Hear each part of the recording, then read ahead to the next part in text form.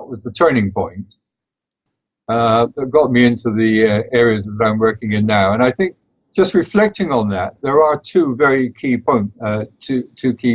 moments. One was that I was always keen. My first passion was flying. And I wanted to get into the Air Force and be a jet pilot and so on, but I failed the medical because of my eyesight. But I was always very involved in gliding. So I suppose the first moment was that I took up and trained an architect to fly, at which point he went off and bought himself an aircraft and had a nice house and everything. And I thought, well, actually, that sounds a really interesting profession. It's both creative and practical and gives you enough money to buy your own aircraft. So I must admit there was a rather sort of selfish motive for that. But having got into architecture, I was always much more interested in the social and the economic aspects of design rather than the technical. I was always useful. I failed maths every year, but they allowed me to continue. And for my thesis, I actually worked on a project in a rundown industrial area in the middle of UK, where there was a lot of unemployment and housing problems were quite strong. And that got me thinking about how architecture and professionals can actually be useful to society. So rather than just designing attractive buildings, what is it that makes us socially productive, useful? And my professor, fortunately, was also the president of the British Institute of Architects and of Town Planners at the same time. Quite an outstanding, unusual person. And so he was always traveling the world. And he came back and asked if I would like to go to India on an exchange. And of course, I jumped at the chance. But it never happened for various reasons. So I applied after I qualified for a for a Commonwealth Research Scholarship. And I didn't want to go to India for 3 years initially, just in case it didn't work out. And it took so long to apply and negotiate for a 1-year visit that I wrote a letter to the scholarship committee saying, maybe you'd like to give it to somebody else. And I was working in the UK as an architect. I was trying to negotiate to go to India for 1 year rather than 3. But it took so long that I offered to let somebody else have the scholarship. But as so often happens in life, the biggest things, biggest decisions hang on the most slender threads. And after 18 months, the Indian government wrote a letter which arrived at the same day as my letter offering to cancel the scholarship, agreeing to me going for 1 year. Now, the guy could have thrown that in the bin because I'd offered to relinquish it. Instead of that, he had the wit to phone me up and ask if I wanted to change my mind. And so I went to India.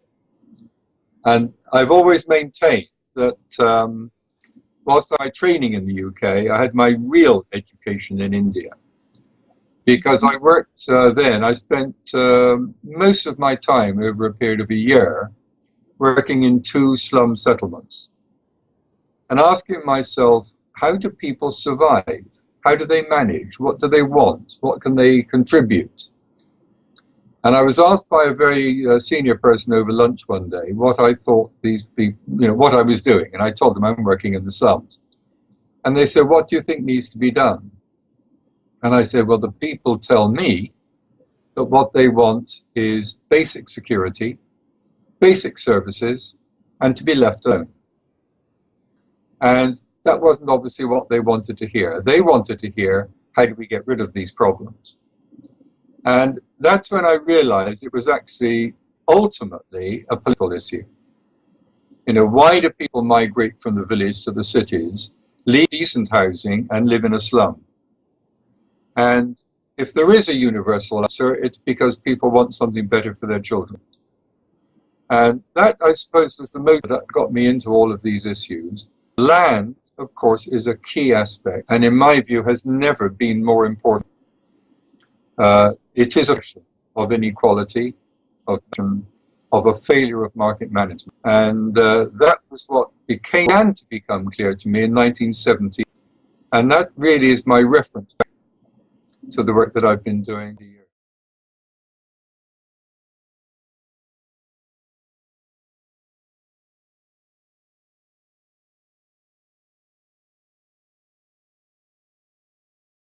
I think, I'm in a very privileged role, especially when I'm paid rank for the UN, the country, and talk to politicians, makers, technicians, officials. And what I find that in many, many cases, their view of the world is based on their own experience and the training. And that, in cases, insulates them from the reality of the people that they're affecting.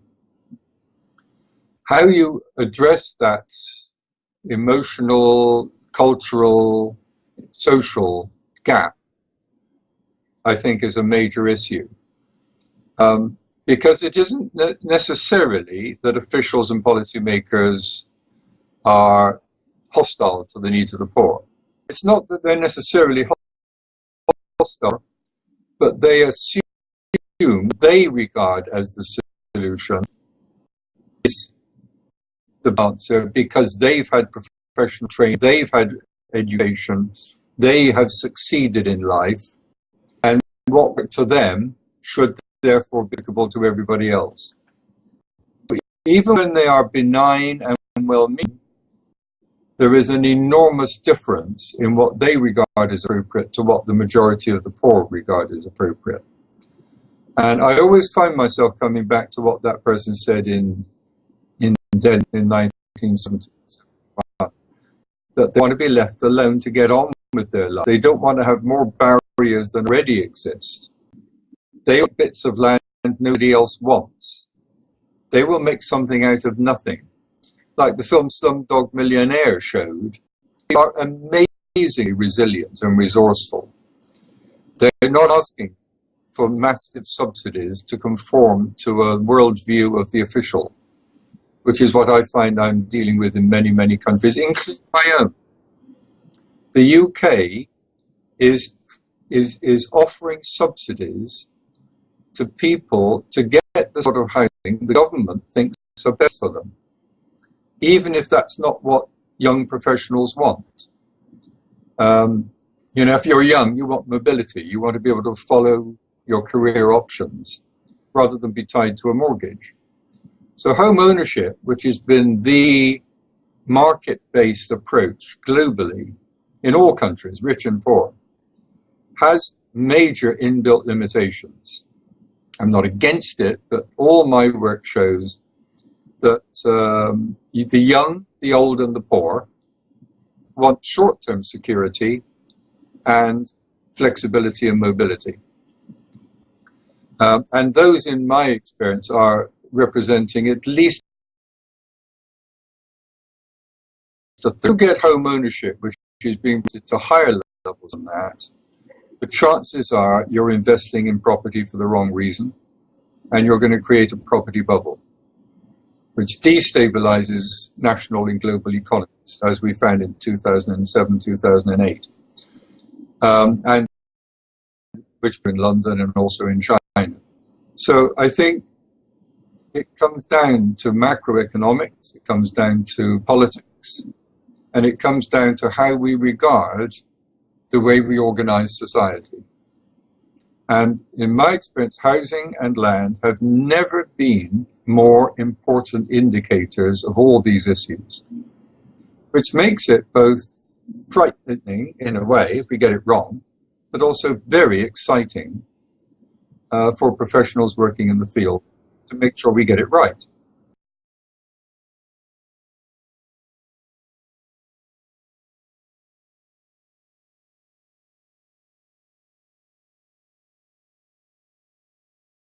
Well, having benefited from mismanagement from my generation, I do feel a great sense of guilt, which is not much consolation to you, but I mean, our daughter who's 40 is still living with us because even renting in London is just prohibitive. And that's a sign of mismanagement on a massive scale, that her generation in London cannot even afford rent, let alone buying. So what I think is really important, and this is where I think we need a new a new form of politics, and I do see signs of it happening, both in the US and the UK, that the public sector in any country has a massive potential impact on the distribution of benefits. Because, for example, if you apply to change the use of your land from agricultural to urban, the state is what gives you that right to develop the land for housing, commercial, industrial, or whatever. By giving you that right, the value of your land can change 5, 10, 20, 50 times as a result of state action. In my view, the state is therefore morally and practically entitled to claim a percentage of that increment.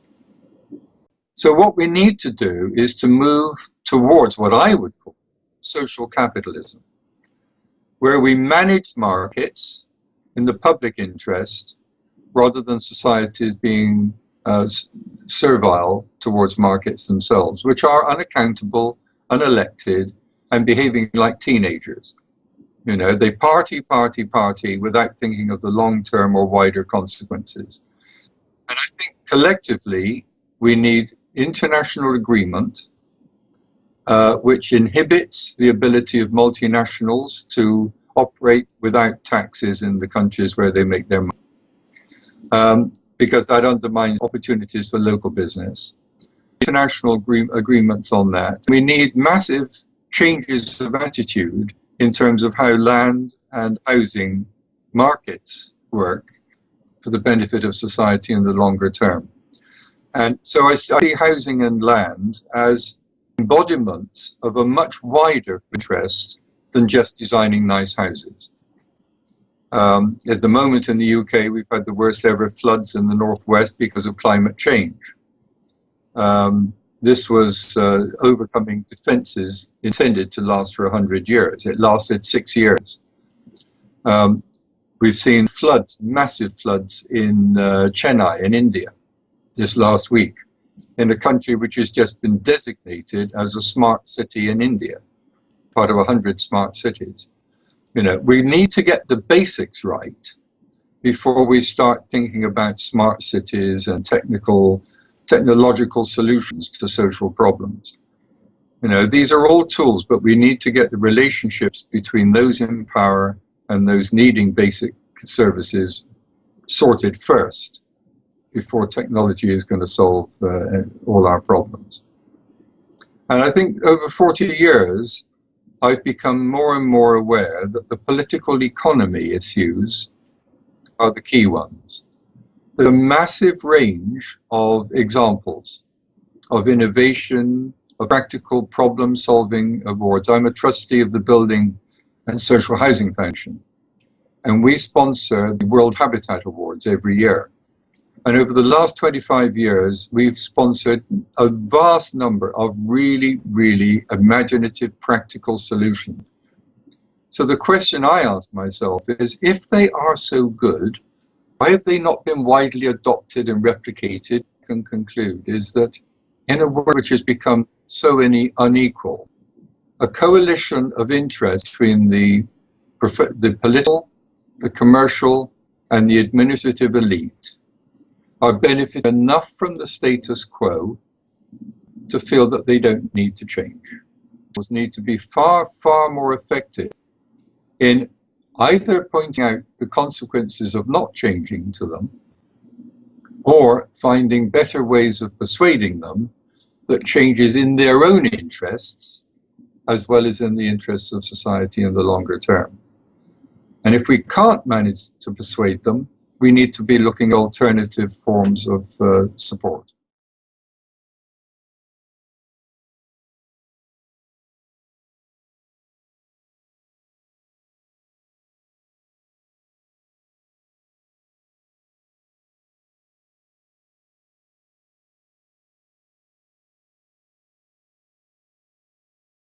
Well, I mean, I got involved in land aspects on a professional basis in 1989. When the World Bank invited me to write a paper. And I said, look, I'm not an economist and I'm not a lawyer. Why are you asking me to write about land?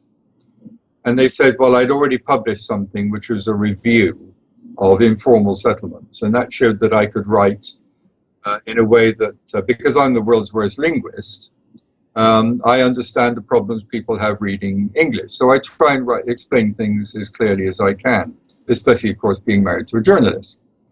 So I said, okay, and they said, that's why we want you. And you're independent, you don't have any prejudices and so on.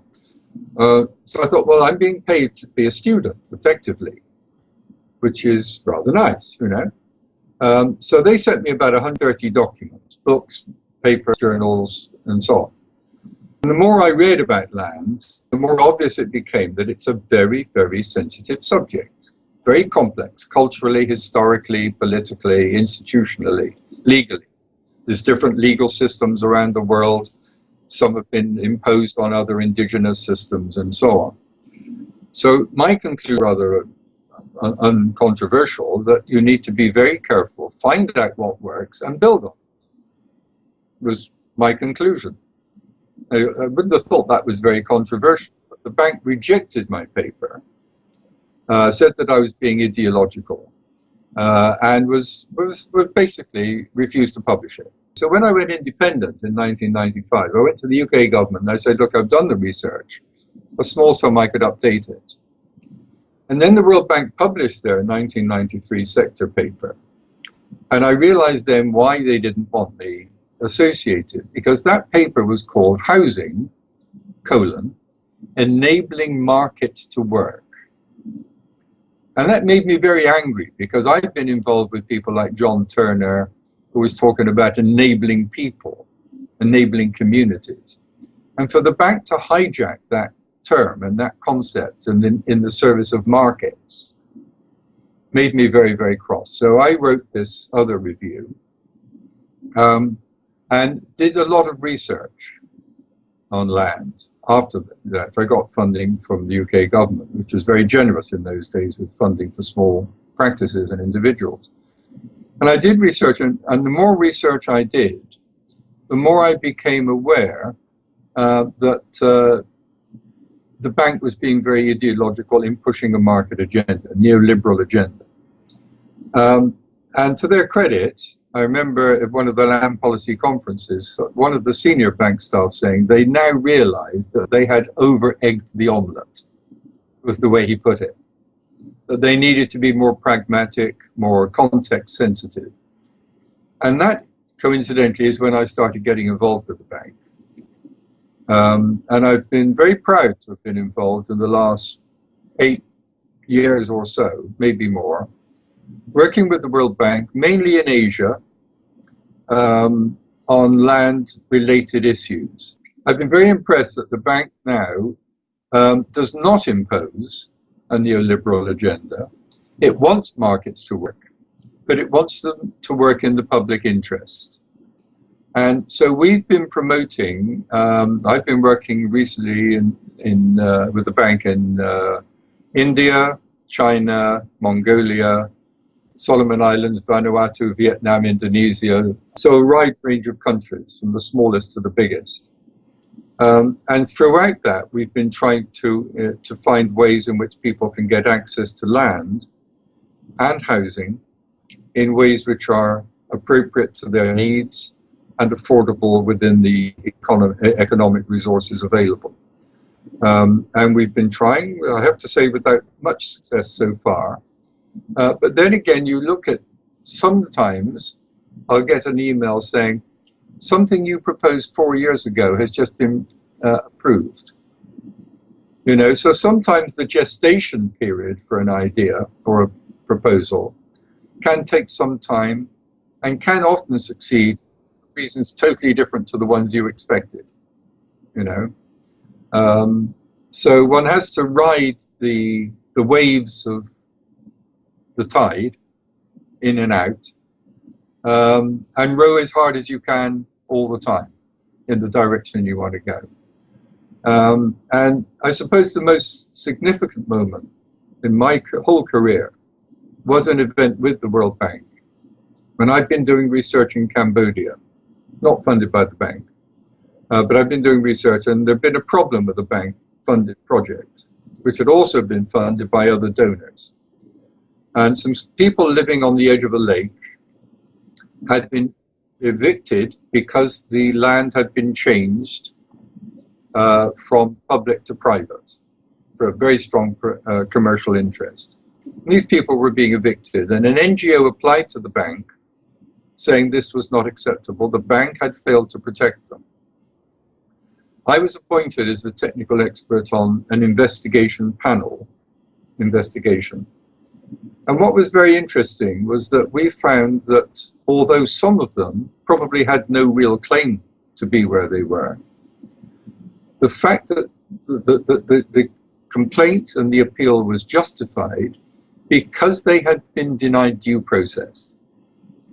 They'd been denied the right to have their appeal and protection heard. And the bank accepted responsibility. The other three donors didn't.